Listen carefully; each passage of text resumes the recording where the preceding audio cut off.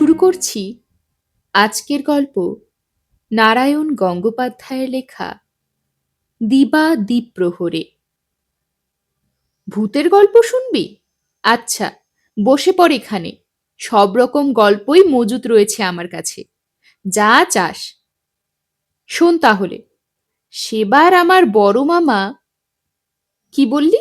মামার গল্প চলবে না? নিজের চোখে দেখা ভূতের গল্প শোনাতে হবে? আচ্ছা, তাই সই। নিজের চোখেই যে কত ভূত দেখেছি সেসব বলতে গেলে 18 পর্বের ভুতুড়ে মহাভারত হয়ে যাবে। আচ্ছা, চুপচাপ বস সবাই। বেশ জুত করে খানিকটা নস্যি নিয়ে নি আগে। রেডি? অলরাইট। মানে, ঘটনাটা ঘটেছিল বিহারে। মোকামা জাংশন জানিস তো? তারই কাছাকাছি এক জায়গায়। রাতের বেলায় নয়, একদম দিনে দুপুরে। দিনে দুপুরে শুনেই চমকে গেলি? আরো চমকাবি এরপরে। কান পেতে শুনে যা। যাদের বেশি ভূতের ভয় আছে তারা এই বেলা বেরিয়ে যেতে পারিস, নইলে পরে মুশকিলে পড়বি। অ্যাঁ, আরো ঘনিয়ে বসলি সবাই? বেশ, আমার কি, কেউ যদি হার্ট ফেল করিস আমার কোনো দোষ নেই। কি বলছিস? তোদের হার্ট খুব শক্ত? আচ্ছা, দেখা যাক। তাহলে আসল গল্পে আসা যাক। মোকামা জংশন থেকে বাসে করে মাইল 15 গিয়ে সেখান থেকে মাইল 4 গেও রাস্তা দিয়ে হাঁটলে একটা মস্ত পোল্ট্রি ফার্ম পাওয়া যাবে। পোল্ট্রি ফার্ম মানে জানিস তো? যেখানে হাঁস মুরগি এইসব পোষে, তাদের ডিম টিম বিক্রি করে। যাই হোক, আমি সেই পোল্ট্রি ফার্মে যাচ্ছিলুম। এক পিসে মশাই তার মালিক, অনেকদিন ধরেই সেখানে ব্যবসা করছেন। বাস থেকে নেমে 4 মাইল পথ পাড়ি দিচ্ছি। বেশ লাগছে। শীতের দুপুরে রোদটাও তেমন গায়ে বিচ্ছে না। পথ একেবারে নির্জন। মাঠে মাঠে ছোলা কড়াইশুঁটি ফলেছে, সর্ষে ফুলে রং ধরেছে। পথের দুধারে হাওয়ায় হাওয়ায় শুকনো পাতা উড়ে যাচ্ছে।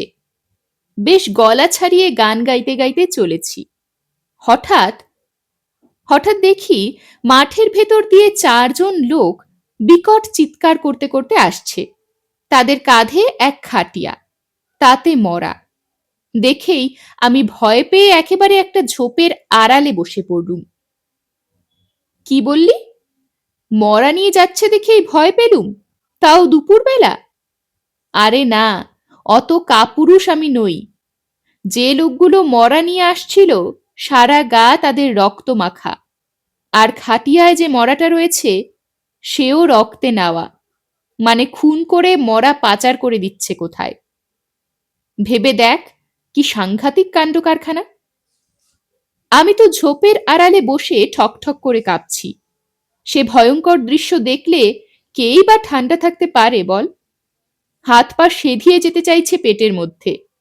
ভাবছি, দেখতে পেলে বোধহয় সঙ্গে সঙ্গে ওরা আমাকেও সাবড়ে দেবে। প্রাণের দায়ে আমি দুর্গা নাম জপতে শুরু করেছি তখন। কি বলছিস? এর মধ্যে ভূত কোথায়? দাঁড়া দাঁড়া, আসছে, এক্ষুনি আসছে। লোকগুলো মরা নিয়ে আস্তে আস্তে একটা গাছতলায় নামালো। তারপর বোধহয় বিড়ি টিড়ি ধরাতে যাচ্ছে। হঠাৎ সেই রক্তমাখা মরাটা একটা বিকট চিৎকার ছাড়ল। সে কি চিৎকার! ঝোপের ভেতর একটা ভুরো শেয়াল আমার কাছাকাছি কোথাও ঘাপটি মেরে বসেছিল। বিকট চিৎকার শুনে সঙ্গে সঙ্গে সে দিল ভো দৌড়।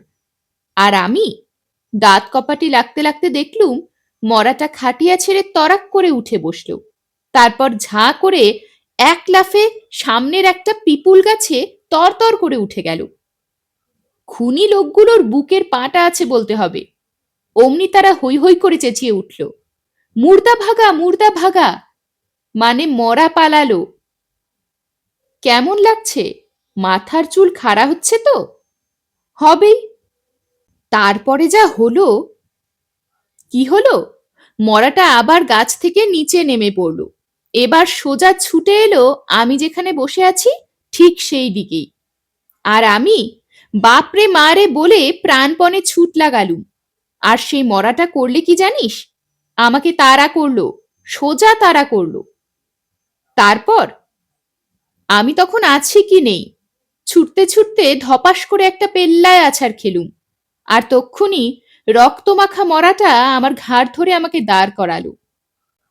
কি ভীষণ তার স্পর্শ, কি ভয়ঙ্কর তার কালো কালো হাত, আর কয়েকটি ঝকঝকে হিংস্র দাঁত বার করে আমাকে কামড়ালে? না না, হেসে বললে, বাবু, হোলি হ্যাঁ, বকশিস।